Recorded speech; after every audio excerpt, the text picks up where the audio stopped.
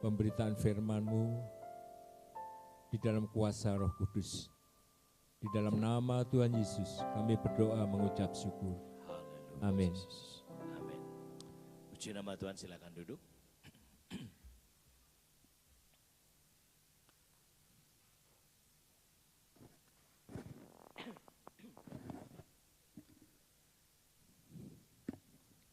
Puji nama Tuhan, shalom. Kita bersyukur pada Tuhan Yesus karena kebaikan dan kemurahan yang terus dinyatakan atas kehidupan kita. Haleluya. Mari saudara, kita akan melihat kitab Roma pasalnya yang ke-8, ayat yang ke-5 dimulai. Saya akan baca untuk saudara sekalian. Roma pasal yang ke-8 ayat yang ke-5. Sebab mereka yang hidup menurut daging memikirkan hal-hal yang dari daging. Mereka yang hidup menurut roh memikirkan hal-hal yang dari roh. Karena keinginan daging adalah maut, tetapi keinginan roh adalah hidup dan damai sejahtera. Sebab keinginan daging adalah perseteruan terhadap Allah, karena ia tidak takluk kepada hukum Allah. Hal ini memang tidak mungkin baginya. Mereka yang hidup dalam daging tidak mungkin berkenan kepada Allah. Tetapi kamu tidak hidup dalam daging, melainkan dalam roh, jika memang roh Allah dia di dalam kamu. Tetapi jika orang tidak memiliki roh Kristus, ia bukan milik Kristus. Tetapi jika Kristus ada di dalam kamu, maka tubuh memang mati karena dosa, tetapi roh adalah kehidupan oleh karena kebenaran. Dan jika roh dia yang telah membangkitkan Yesus dari antara orang mati diam di dalam kamu, maka ia yang telah membangkitkan Kristus Yesus dari antara orang mati akan menghidupkan juga tubuhmu yang fana itu oleh rohnya yang diam di dalam kamu. Jadi saudara-saudara, kita adalah orang berhutang, tetapi bukan kepada daging, supaya hidup menurut daging. Sebab jika kamu hidup menurut daging, kamu akan mati. Tetapi jika oleh roh kamu mematikan perbuatan-perbuatan tubuhmu, kamu akan hidup. Amin. Bapak Ibu Saudara yang saya kasih dalam Tuhan, sampai di sini dahulu pembacaan kita. Kita boleh merenungkan akan bagian-bagian ini dengan sangat sederhana yang perlu kita bersama renungkan. Bahwa setiap saudara yang didiami oleh roh Allah akan hidup oleh roh. Bahkan hidup itu bukan hanya hari ini, tetapi hidup itu sampai kepada kekekalan jika hidup oleh roh. Nah saudara yang saya kasih dalam Tuhan, jelas ketika saudara dan saya hidup dalam daging dan menuruti daging, kita menjadi seteru, menjadi musuh Allah. Oleh sebab itu kita tidak pernah menjadi berkenan. Karenanya saudara yang saya kasih dalam Tuhan, dalam perikop ini tidak saya kupas tentang apa itu menurut roh dan apa itu menurut daging. Tetapi kesimpulannya sederhana, bahwa orang yang hidup menurut roh pasti ia akan segambar dengan diri Allah. Pasti. Karena apa saudara, disinilah kita bisa simpulkan bahwa Kristus Yesus datang ke dunia untuk menjadi teladan dan memberikan teladan kepada saudara dan saya. Apa yang kita bisa petik dari perikop ini adalah buah roh yang konkret. Yang utama di sini kita mau bahas adalah tentang kerendahan hati. Yesus Kristus yang penuh dengan kemuliaan, yang turun dari surga ke dunia, bahkan mengambil rupa seorang anak manusia dan bahkan rela sampai mati di kayu salib. Ini adalah gambar konkret tentang sebuah kerendahan hati. Adakah di antara kita yang masih tinggi hati? Adakah di antara kita yang masih membanggakan dan menjadi congkak karenanya? Saudara, inilah satu hal yang perlu kita renungkan bersama. Sekali lagi, orang yang didiami roh Allah, pasti roh itu akan memimpin setiap yang bersangkutan menuju kepada kesempurnaan. Karena akan menjadi segambar dan serupa dengan diri Allah. Oleh sebab itu saudara, tadi saya sampaikan bahwa kerendahan hati adalah sesuatu yang sangat prinsip dalam kehidupan kekristenan. Kalau saudara sebagai seorang Kristen, pengikut Kristus, tidak memiliki kerendahan hati, maka timbulkan pertanyaan, roh apa yang memerintah dalam hidup kita? Karena orang yang rendah hati, maka ia akan terus mengikuti apa yang roh mau. Maka dari itu saudara yang saya kasih dalam Tuhan, firman Allah mengingatkan bahwa orang yang tinggi hati akan terlebih dahulu hancur atau menjadi gagal. Amsal pasal yang ke-18 ayat 12 mengingatkan akan hal tersebut. Tinggi hati mendahului kehancuran. Tinggi hati mendahului kehancuran. Tetapi kerendahan hati mendahului kehormatan. Bukan pengertian sebuah penghormatan orang yang montak-mantuk kepada kita atau memberi hormat, salam hormat, tidak. Tapi artinya saudara dan saya beroleh kasih karunia yang sangat luar biasa yang dikatakan kehormatan yang datang daripada Allah. Itu sebabnya saudara, inilah yang perlu kita bersama renungkan. Kalau tinggi hati menghancurkan, mengapa kok masih ada hari-hari ini orang Kristen yang masih tinggi hati? Dalam hal apa? Berbagai hal. Baik itu secara pengetahuan maupun secara mental sikap. Demikian juga orang yang masih muda seringkali kita jumpai juga menjadi sangat sombong karena kemudaannya. Jangan dipikir hari-hari ini saudara kalau masih muda terus bebas dari segala sakit penyakit. Ada banyak sekali anak-anak muda yang berusia baru 20-30 tahun hari ini sudah meninggal. Kenapa? Ada banyak hal yang tak terduga yang terjadi dalam kehidupannya. Maka dari itu saudara perlu kita renungkan bersama. Kalau beberapa waktu kita juga mendengar, bukan saja dari salah satu anak jemaat kita, tapi juga beberapa waktu yang lalu juga ada anak yang baru umur 19 tahun. Sama nyesek langsung meninggal. Ya. Artinya nyesek itu disebabkan apa? Asam lambung. Ya. Kok bisa ya anak muda sekarang kok bisa mengenal kategori asam lambung? Apa? Bukan persoalan terlambat makan, stres. Stresnya apa? Banyak hal. Gak bisa ngikuti mata pelajaran, gak bisa mengikuti mata kuliah. Bahkan ketika gagal masuk ke sebuah sekolah atau perguruan tinggi seringkali menjadi stres. Nah inilah hari-hari ini perlu kita evaluasi. Jangan sampai kematian itu adalah sesuatu yang sia-sia. Tapi biarlah semuanya bagi kemuliaan Allah. Amin. Maka dari itu saudara sekali lagi. Bahwa ketika kita merenungkan ayat pasal 8 ayat yang ke-5 sampai dengan yang ke-14 tadi, ke-13 tadi. Maka saudara yang saya kasih dalam Tuhan, biarlah kerendahan hati itu benar-benar ada dalam kehidupan kita. Sehingga saudara dan saya tidak pernah akan berpikir kita lebih baik dari banyak orang. Artinya kita memandang rendah orang lain. Tetapi orang yang tinggi hati justru kehancurannya sangat cepat. Saudara saya akan berikan ilustrasi lewat video ini menarik sekali untuk kita renungkan. Mari kita lihat bersama sebentar. Tolong lampunya. Haleluya. Silakan. Ini adalah perlombaan lari di lapangan menuju satu titik dan kembali dengan selamat. Di tengahnya ada banteng liar. Dan kita tahu kalau namanya banteng liar dilepas, apapun yang ada di depannya pasti ditabraknya, ya, diseruduknya.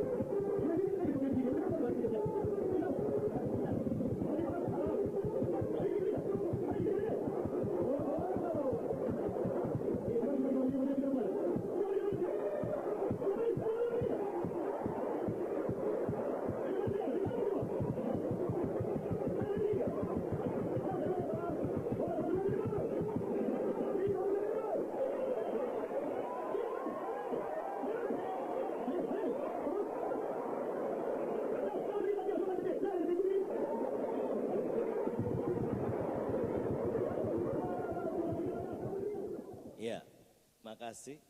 Nah saudara, ilustrasi ini sangat menarik. Ini gambar daripada kehidupan kita.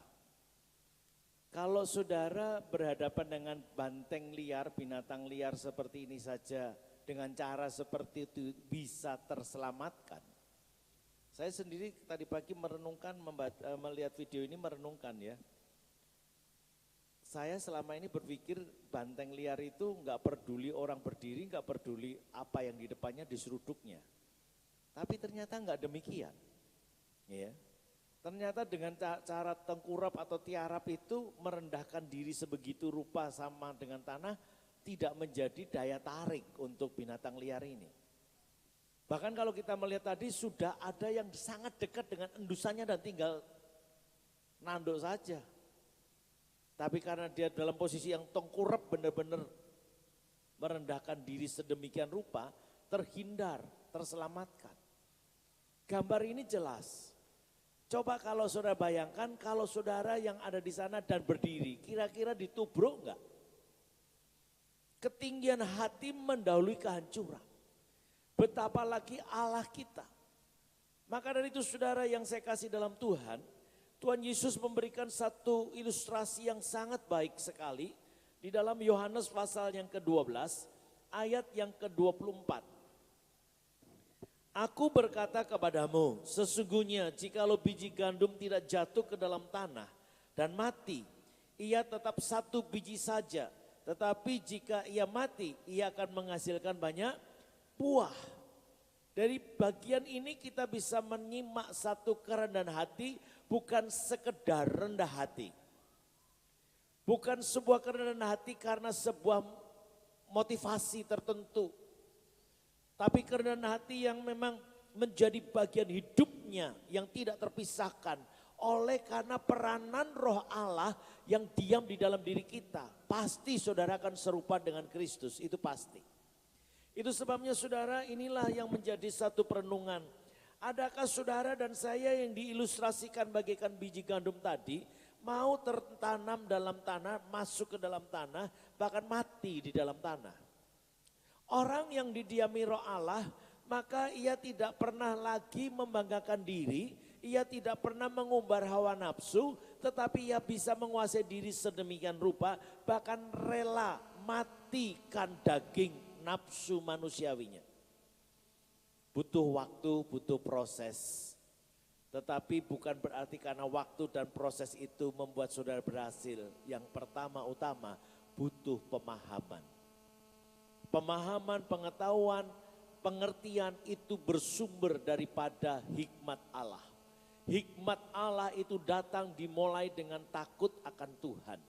Itu sebabnya saudara, ketika saudara memiliki hikmat, maka pengetahuan itu akan datang. Dan pengetahuan itulah yang akan menjadi barisan terdepan untuk saudara rendah hati di hadapan Allah. Sehingga hidup kita makin hari makin berkenan.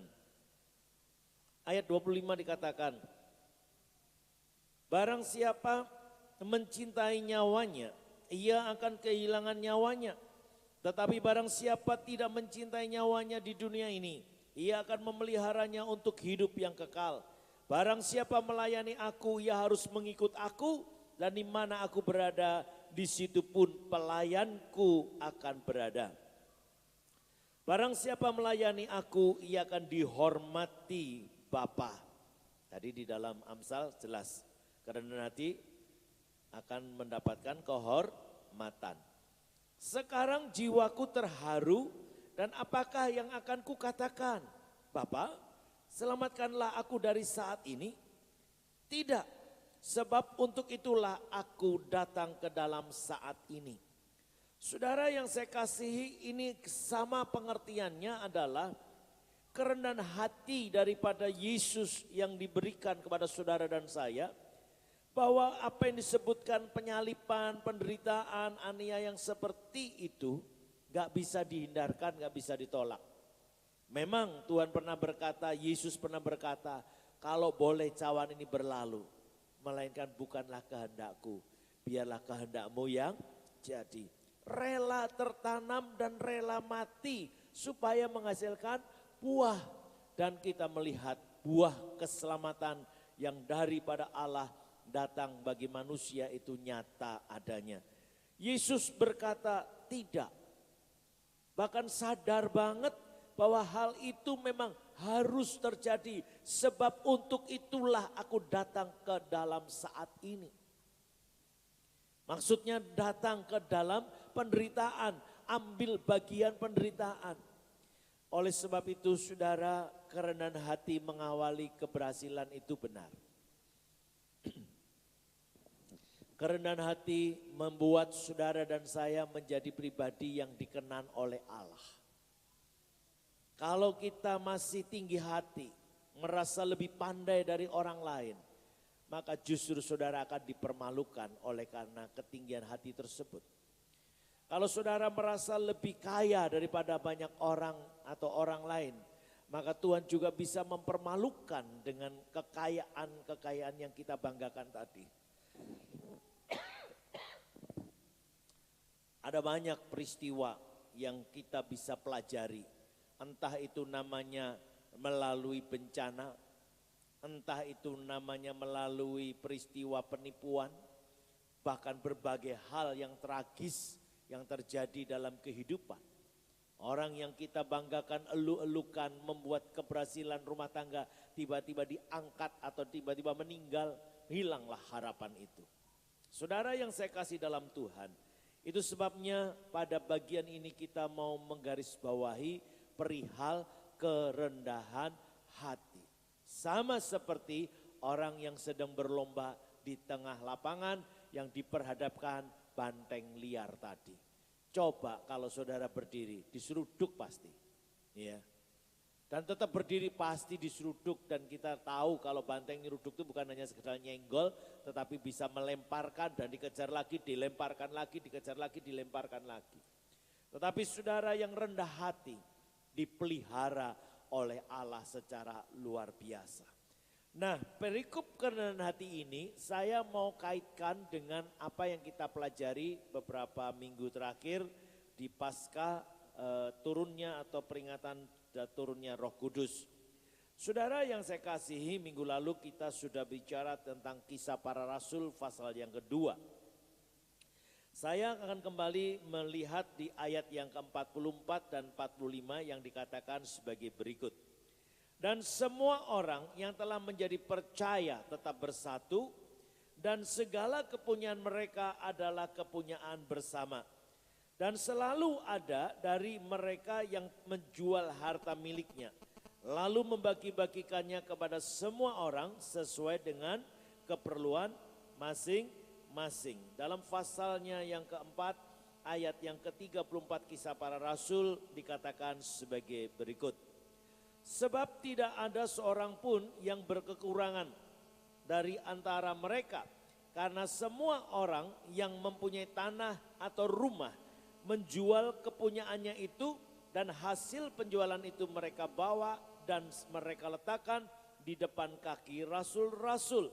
Lalu dibagi-bagikan kepada setiap orang sesuai dengan keperluannya. Tidak ada seorang pun yang berkekurangan.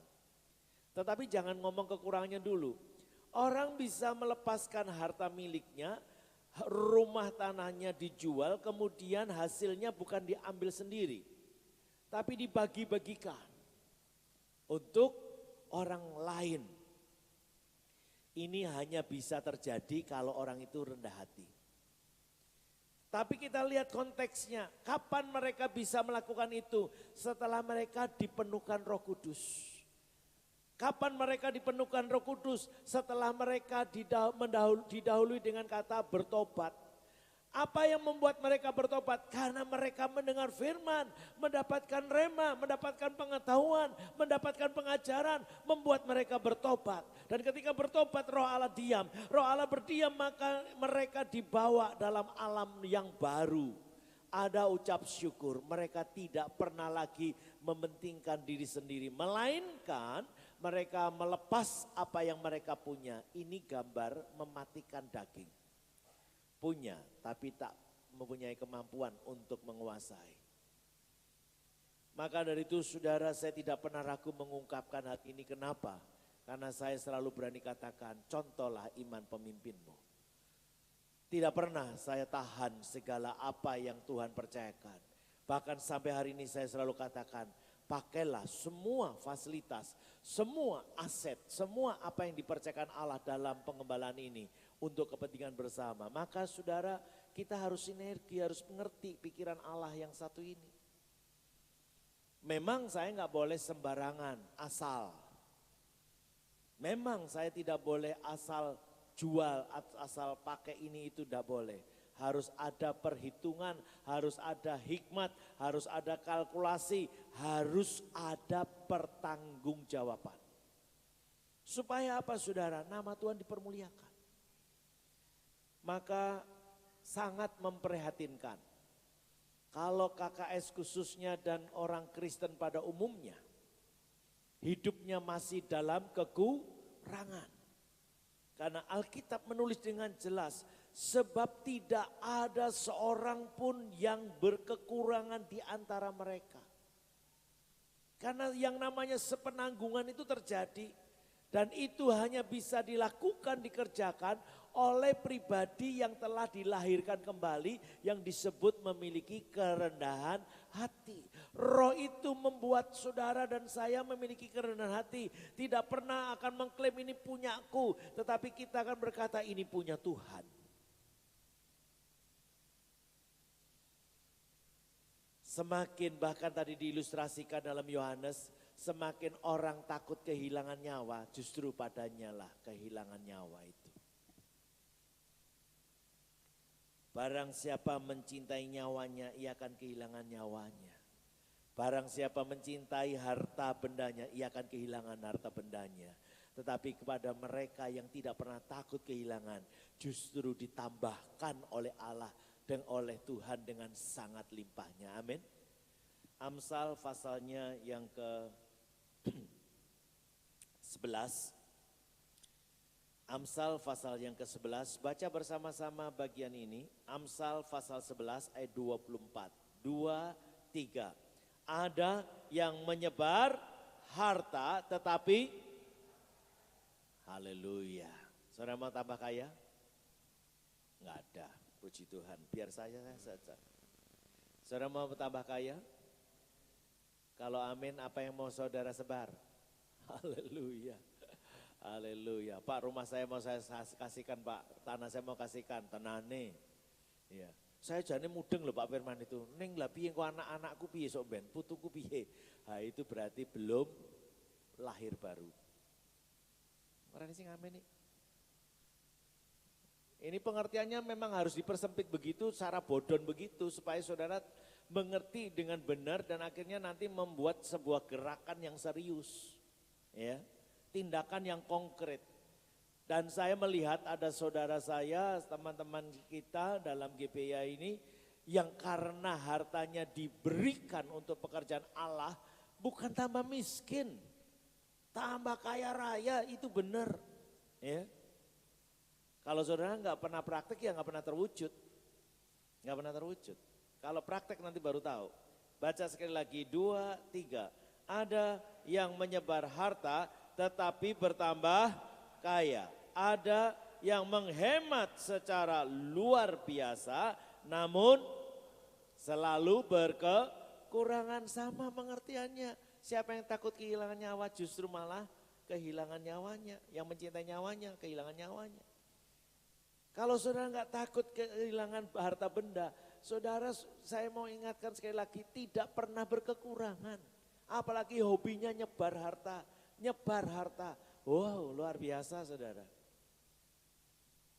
Ayat ini jangan dipakai untuk mengkoleks atau mencari dana. Bukan.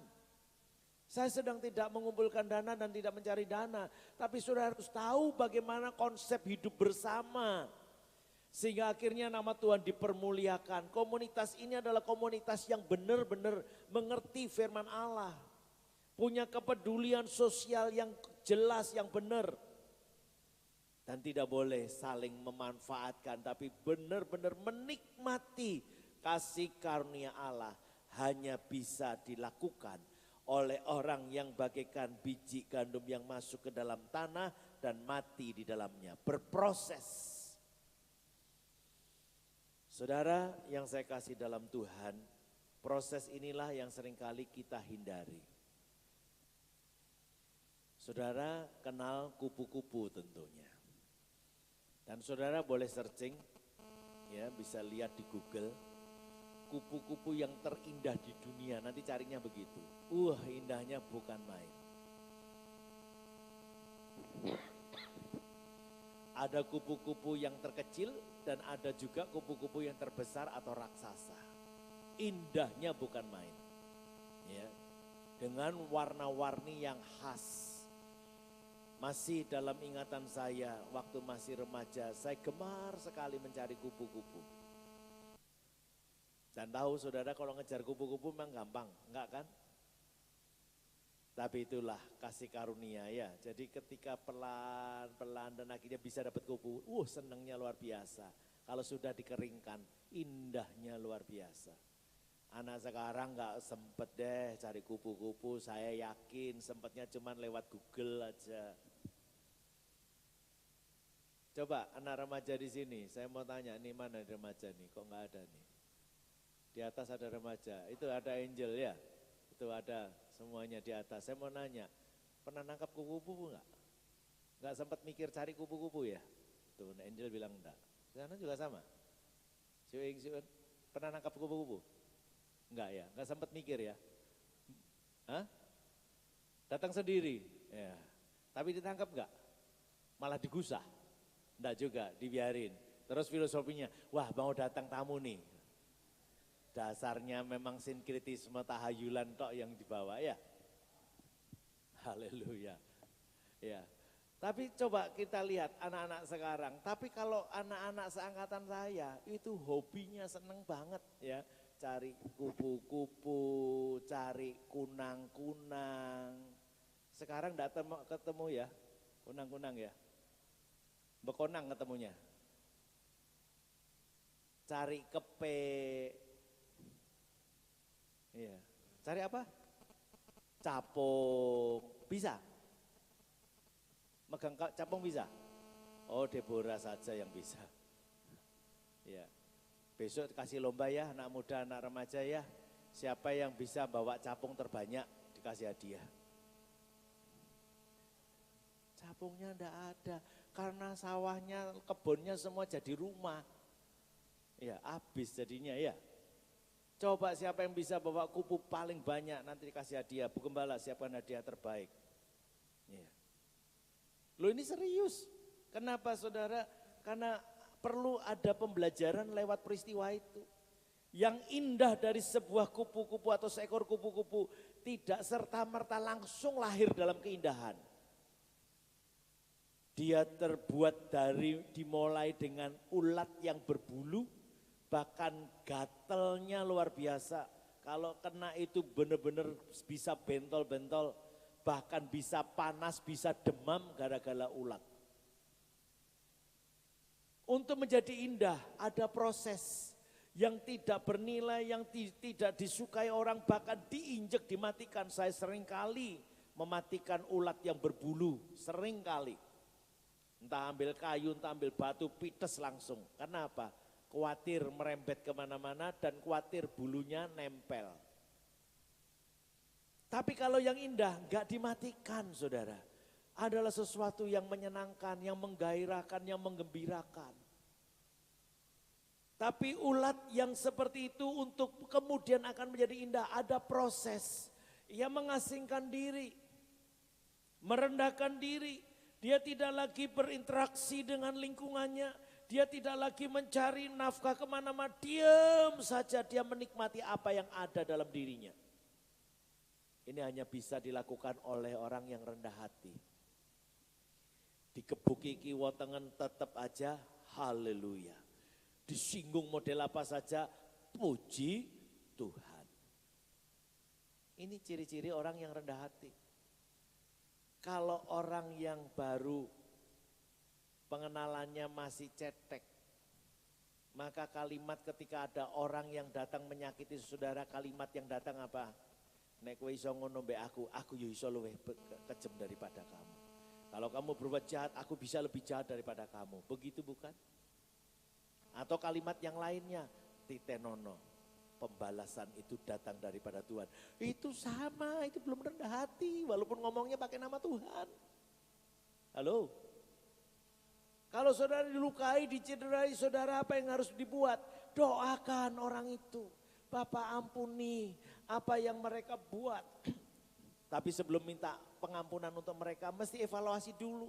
Tuhan ampuni hambamu sehingga saat ini orang ini melukai hatiku, orang ini mencederai hatiku. Tuhan ampuni semua perangai perilakuku yang salah sehingga membuat orang ini kecewa. Saya sudah kasih contoh bukan? Ketika Ibu Gembala marah tentang saya test drive, ya, Expander. 2 hari kemudian saya berkesempatan berdua. Saya mengevaluasi, kalau masih dalam posisi yang masih kenceng ngomong lagi pasti tambah meledak-ledak. 2 hari kemudian saya ngomong, maafin ya Mam, aku membuat Mami marah besar. Dengan sederhana beliau juga jawab, Mami juga minta maaf. Iya, gak apa-apa. Cuma boleh tahu enggak, kenapa kok bisa marah gitu? Lah papi udah dibilangi jangan beli mobil, malah test drive, bayangannya test drive itu sudah deal. Saya bilang belum, itu baru nyoba. Ya kan aku enggak tahu, ya sudah, memang belum punya pengetahuan kok, ya enggak apa-apa. Ya kan? Saya kasih ilustrasi, kalau Mami itu pergi ke mall, di sana barang segitu banyak, mau pegangi semua, bahkan sudah masuk ke tas pun nggak jadi beli, nggak dimarahin kok. Betul? Betul? Ada, pernah terjadi? Saudara sudah masukin barang ke tas tapi sampai kasir nggak jadi ditaruh tok, atau bahkan karena keburu-buru, jebule dompetnya ketinggalan, uangnya ketinggalan, kartu kredit ketinggalan, saudara taruh lagi kok barangnya. Nggak dimarahin. Baru persoalan kalau nggak bawa apa-apa, nekat bawa keluar, nah itu baru persoalan, ya kan? Nah ini kerendahan hati harus benar-benar terdidik dalam hidup kita sehari-hari. Oleh sebab itu saudara, tadi kupu yang indah harus berproses, dia harus menjadi kepompong, dia diem, dia mengasingkan diri. Dan kita lihat saudara yang unik, yang namanya ulat berbulu itu nggak pernah ada sayapnya, betul? Tapi kok yang luar biasa ketika dia dalam proses ada pembentukan yang baru, ada kelahiran yang baru, ada benih yang baru. Ternyata ketika ia keluar dari kepompongnya, dari persembunyiannya, dia menjadi makhluk yang baru, dia punya sayap. Dan akhirnya dia bisa terbang. Dan bukan makan sembarang. Kalau ulat makan sembarang, apa yang ketemu ya sudah, ketemu bangkai ya sudah, ketemu daun ya sudah, itu saja. Terus itu saja. Iya. Kalau hidupnya di dedaunan ya itu saja yang dimakan. Tapi coba kalau sudah pakai sayap, satu, tidak ada yang bisa membatasi dirinya, dia bisa kemana saja. KKS bisa kemana saja karena engkau telah diperlengkapi sayap Allah. Sayap ilahi. Dan makanannya milih-milih. Datangi putik bunga, dia menghisap sari-sarinya, dia menikmati manisnya bunga-bunga itu, dan milih-milih. KKS itu harus karakternya seperti itu.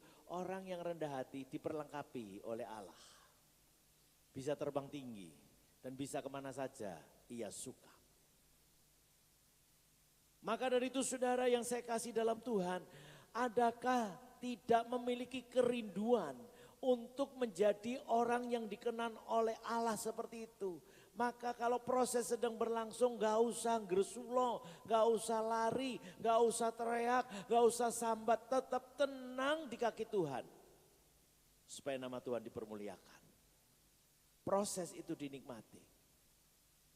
Mohon maaf buat ilustrasi saya, Ibu Pendeta Eda. Mas, pasca pandemi batuk itu gak berhenti-berhenti. Betul ya Bu ya? 2 tahun berarti ya. Sebelumnya sudah. Tapi saya katakan nanti indah pada waktunya. Dan dari tadi duduk di sana nggak dengar batuknya saya. Atau sudah batuk diem-diem aja. Tapi percayakah bahwa Allah adalah pribadi penyembuh? Dan ternyata jenis batuk yang bandel itu penyebab utamanya bukan karena virus batuknya. Tapi ada bagian yang lain yang disebut stres. Stres itu melahirkan asam lambung. Asam lambung yang membuat jadi pernafasan terganggu, tersengal-sengal itu batuknya. Hati yang gembira adalah obat yang manjur. Ketika teraniaya, ketika terjepit, ketika ujian, tantangan, pencobaan datang begitu hebat. Seringkali kita tidak bisa keluar. Seringkali kita tidak bisa ungkapkan, kita hanya nelen pil pahit, nelen biji dondong, rasanya aduh mana tahan. Tapi mari kita mau belajar, bukan karena dengan kedukaan bertahan, tapi kita mau belajar untuk mengucap syukur, puji Tuhan, haleluya. Tuhan bela, seorang ngomong puji Tuhan itu Tuhan bela. Saudara ngomong haleluya Tuhan bela, karena hati saudara itu terbit sebuah kebenaran. Pasti ada sayap yang disediakan oleh Allah setelah dalam proses penantian itu. Pagi siang hari ini saya percaya beban pergumulan yang ada dalam hidup setiap pribadi saudara akan segera berakhir. Karena kepompong tidak selamanya kepompong, dia harus menjadi ciptaan baru. Bukankah di dalam Kristus saudara dan saya semua adalah ciptaan baru? Dahuluilah dengan kerendahan hati. Kerendahan hati adalah satu ungkapan, apakah yang harus aku perbuat? Kata murid-murid, bertobatlah. Dan ketika mereka bertobat dipenuhi roh Allah. Roh Allah lah yang membentuk karakter yang baru, yang menjadikan ciptaan baru. Sehingga saudara akhirnya menikmati kasih sayangnya Tuhan secara utuh dan sempurna.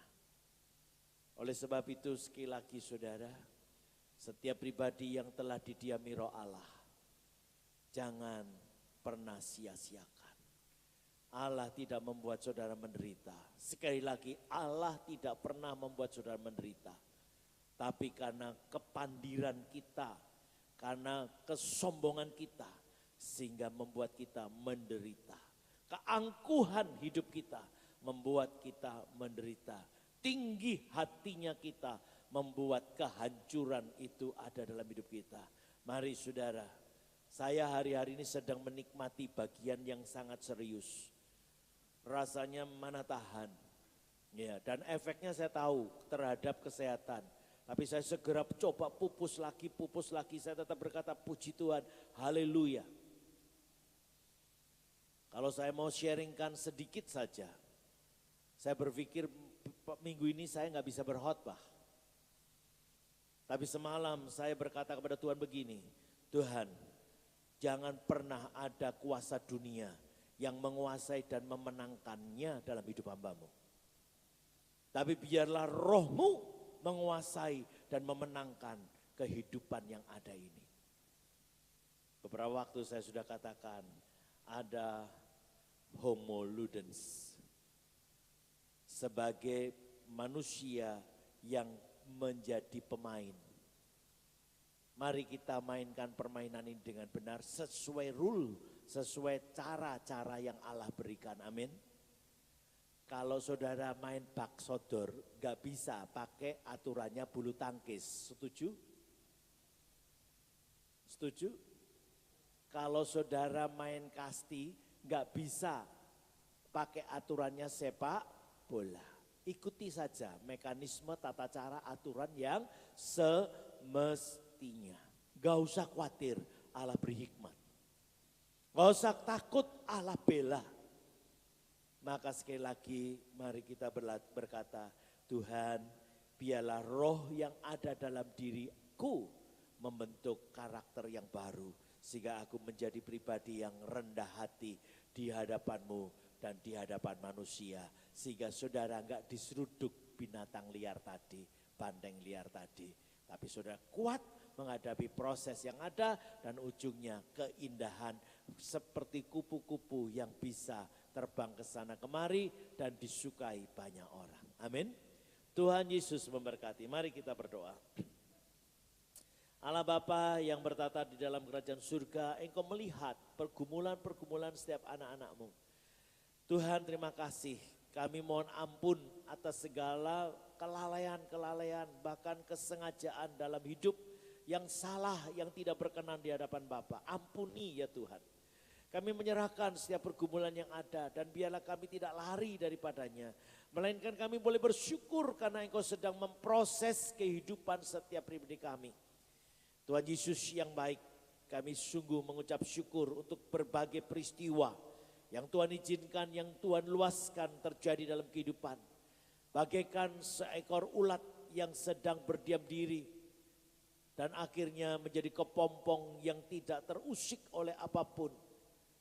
Kami boleh berdiam diri di kaki Tuhan dan kami boleh menantikan campur tangan Tuhan, pembentukan karakter yang baru, pembentukan pribadi yang baru, yang akhirnya kami keluar dari kegelapan dan kami boleh mengenakan sayap burung Raja Wali yang membawa kami terbang tinggi, bahkan kami mampu menghadapi segala badai yang ada.